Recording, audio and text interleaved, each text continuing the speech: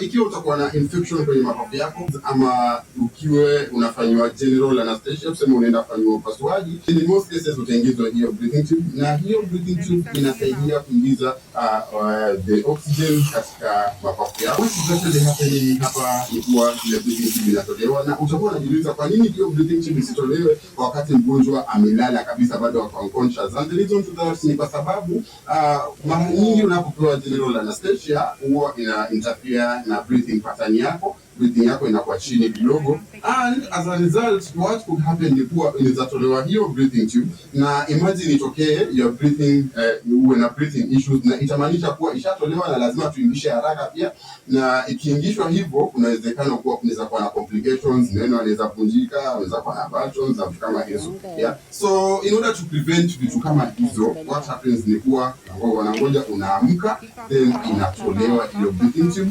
na the process inafanywa hivyo, na ikishatolewa utaona mgonjwa atakohoa. Ile kukohoa is quite normal. Ikiwa umefaidika na anything kwa hii video, please hit the like button, subscribe katika hii channel.